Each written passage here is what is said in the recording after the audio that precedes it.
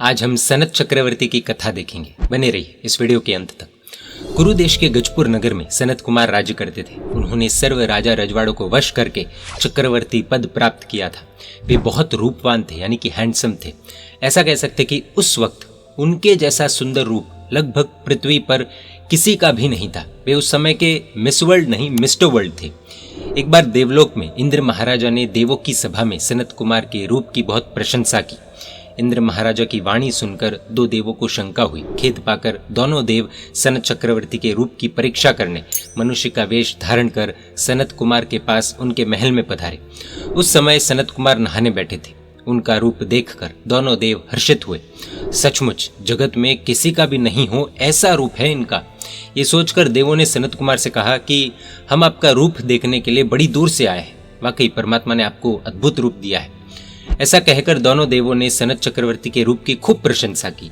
सनत कुमार ने अपनी तारीफ सुनकर देवों के रूप में रहे मनुष्यों से कहा, इस समय मेरी ये काया स्नान के हेतु उबटन से यानी कि फेस पैक अथवा बॉडी पैक से भरी हुई है और इस कारण से आप मेरे रूप को बराबर से देख नहीं पाएंगे।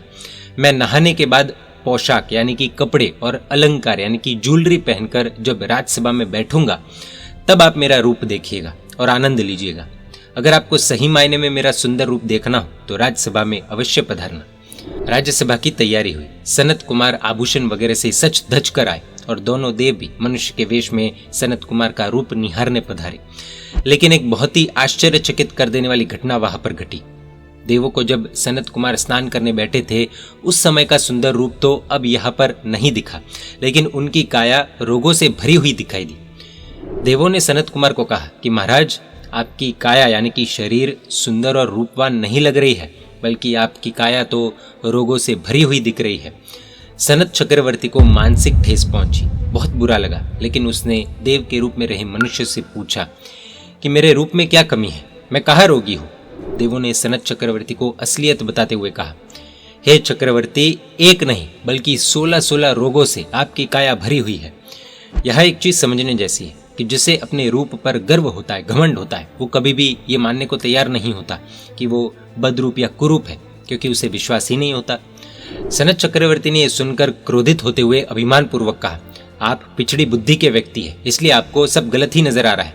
उन्होंने कहा, महाराज आप एक बार थूक कर देखिए तो सही। सनत चक्रवर्ती का मुख तांबुल यानी कि पान अथवा मुखवास से भरा हुआ था। उन्होंने थूक कर देखा तो उसमें असंख्य कीड़े बिलबिलाते हुए दिखे। वे देखकर सोचने लगे, हे प्रभु, रे ये कैसी दशा मेरी काया की, बाहर से रूपवान मनमोहक और अंदर से सड़ी हुई, इस काया का क्या भरोसा। सनत चक्रवर्ती ने ऐसा सोचकर उनके चक्रवर्ती पद का, 6 खंड का, राजपाट का, परिवार और समाज का त्याग कर दिया और मोक्ष के सुख को दिलाने में सक्षम ऐसे चारित्र धर्म को ग्रहण कर लिया, यानी कि दीक्षा लेकर सनत चक्रवर्ती जैन साधु बन गए। सनत चक्रवर्ती के राज्य के सेनापति, उनकी पत्नियां, उनके स्वजन वगैरह सभी उनके सामने हाथ जोड़कर उन्हें राज्य में रहकर राज्य चलाने की विनती करने लगे। लेकिन कुछ भी सुने बिना सनत चक्रवर्ती चारित्र में अडिग रहे। जिन्हें तीव्र वैराग्य आ जाता है उन्हें फिर कोई रोक नहीं सकता। उन्होंने एक क्षण में सब त्याग कर दिया और विहार करके चले गए। सनत चक्रवर्ती जो अब पंच महावृतधारी जैन साधु बन चुके थे, वे सम्यक दर्शन ज्ञान और चारित्र रूपी रत्नत्रयी की आराधना करके मोक्ष रूपी लक्ष्मी को साधने में लग गए। सनत मुनि ने अपनी आराधना साधना तपस्या के बल पर कई लब्धियों को प्राप्त किया। सनत मुनि उग्र तपस्या करते थे। इतनी उग्र तपस्या करने के कारण उनका शरीर बहुत ही कृश यानी कि लीन हो गया था और साथ ही उन्हें कुष्ठ रोग यानी कि लेप्रेसी का रोग हो गया था, जिसके कारण उनके शरीर में से निरंतर विष्ठा निकल रही थी। एक बार देवलोक में इंद्र महाराजा ने पुनः सनत मुनि के संयम और निस्पृहता व उनकी लब्धि की प्रशंसा की। तब वापस एक देव को सनत मुनि की परीक्षा लेने का मन हुआ। उस देव ने वैद्य यानी कि उस समय के डॉक्टर का रूप धारण किया और वे सनत मुनि के पास पहुंचे। सनत मुनि एक वृक्ष के नीचे कायोत्सर्ग में लीन थे। वैद्य के रूप में देव वहां उपस्थित हुआ। उसने सनत मुनि की हालत देख उन्हें कहा, मैं एक वैद्य हूं और मैं आपका इलाज कर सकता हूं, कृपया मुझे आपका इलाज करने दें। तब सनत मुनि ने वैद्य से कहा, मुझे कोई इलाज नहीं कराना है, मुझे मेरे कर्मों का क्षय करना है और इसीलिए भले ही रोग का हमला हो लेकिन मुझे इलाज कराना ही नहीं है। मुझे तपस्या के बल से कई विद्याएं प्राप्त हुई है, औषधियां भी मेरे पास उपलब्ध है। इतना कहकर सनत मुनि ने रोग से पीड़ित अपनी एक उंगली पर थूका और चमत्कार हुआ। वो उंगली एकदम रोग मुक्त हो गई। इतना ही नहीं, सोने की तरह चमकने भी लगी। सनत मुनि ने वैद्य से कहा, ये देखिए मेरा ये थूक, मैं जहां भी लगाऊं वहां सब ठीक हो जाता है और मेरी काया कंचन वर्ण्य हो जाती है। एक वो समय जब थूका था तब कीड़े बिलबिलाते हुए दिखे थे, और अब ये समय जब थूक ही औषधि बन चुका था। स्वयं के पास लब्धियां होने के बावजूद खुद का इलाज सनत मुनि ने नहीं किया। सनत मुनि के पास ऐसी लब्धि देखकर देव प्रसन्न होकर अपने स्थान पर वापस लौट गए। सनत मुनि ने रोगों का परिशह 700 वर्षों तक समतापूर्वक सहन किया, और इतने वर्षों में कभी एक बार भी रोग का उपचार न खुद किया और न ही किसी से करवाया।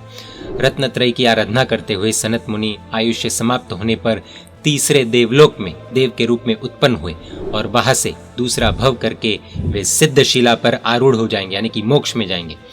महात्माओं के पास अद्भुत लब्धियां होती है, पर उसका इस्तेमाल वे कभी भी खुद के लिए नहीं करते, क्योंकि उन्हें शरीर पर तनिक भी, यानी कि थोड़ी भी ममता नहीं होती। शरीर और आत्मा को वो अलग अलग ही मानते हैं और अनुभव करते हैं। शरीर को वो भाड़े का घर मानते हैं और इसीलिए उस पर ममता या मोह उन्हें नहीं होता। हम अपने शरीर को खुद का घर मानते हैं या भाड़े का, खुद से प्रश्न पूछ सकते हैं। जय जिनशासन, जय महावीर।